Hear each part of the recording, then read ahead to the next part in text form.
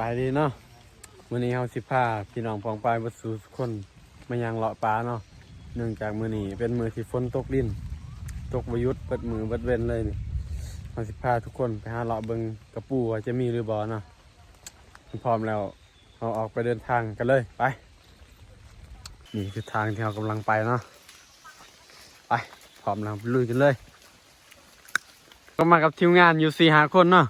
เฮ้ยเห็นแล้วว่ะหั่นเห็นแล้วโอ้มันหนึ่งตัวแล้วตัวแรกวะไปหาลุยกันต่อนี่คือทางที่เรากำลังไปเนาะ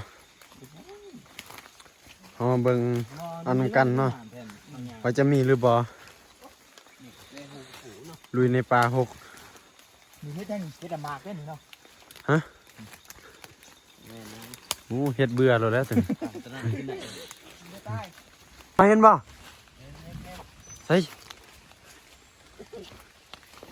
อะไร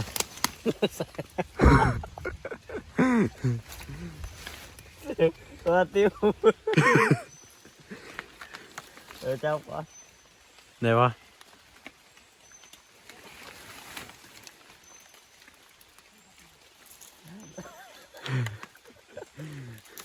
โอ้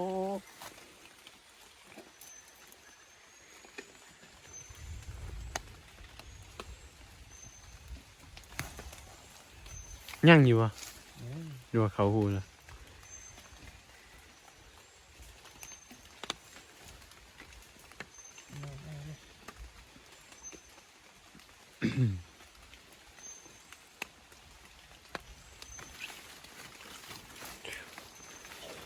อยู่ในป่าลึกเนาะโอ้นี่ตัวมันบ่ออกมันอยู่ในหูแบบนี้เขาจะเอางองแทงรัดเอาเลยแต่ถ้าฝนตกหนักนี่จังได้มันก็ออกแน่นอนมันออกมาเลาะหาลิ้นหากินอยู่ตามป่าแบบนี้เนาะใส่โซ่บ้างหันเว้ยโอ้ไปหาไหมนี่เนาะในป่าลึกอยู่ที่บ้านดาเซียหน่อยเมืองเรางามแขวงสารวันเนาะเป็นป่าที่อุดมสมบูรณ์อีกแห่งหนึ่งอยู่ประเทศลาวเขาเนาะนี่เลยเนาะเห็นบ่นี่ทุกคนมันจะออกแบบนี้เลยนี่อัพไม่ได้แล้วนี่หางแดงเด็กไว้ปูแสบเลยนี่เมื่อไรได้ดอกเลยน้อยเดียวไปหาพอได้กินแรงเนาะ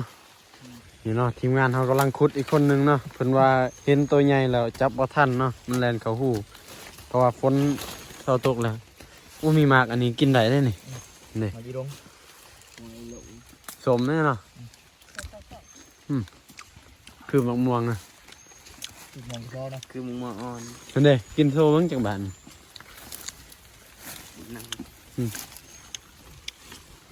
ตีเยอะมีถ่ายคลิปเฮ้ยเนาะกำลังขุดกระปูคือมะม่วงเลย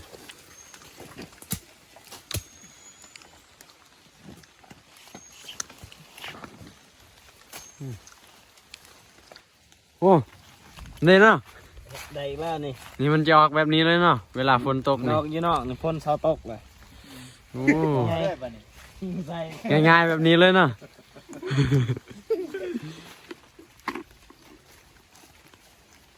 นี่โอ้จับเนี่ยไหมมึงจับเองนะงานกายซื้ออะดิเว้นบ่โอ้บรรยากาศดีขนาดเนาะหมอกลงหมอกกำลังลงเนาะไรยุ่งบ่อุดยุ่งไรไปฮะเฝ้าได้เฝ้ากับได้เดียวคำเลยได้เห็นตาป่าเสือเขาแทงเขาได้เห็นป่ะหลวงพ่อท่าน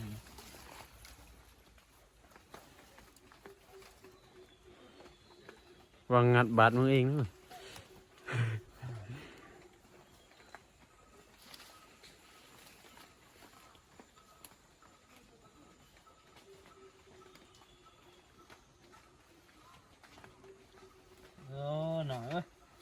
ตัวหน่อยปะ หน่อย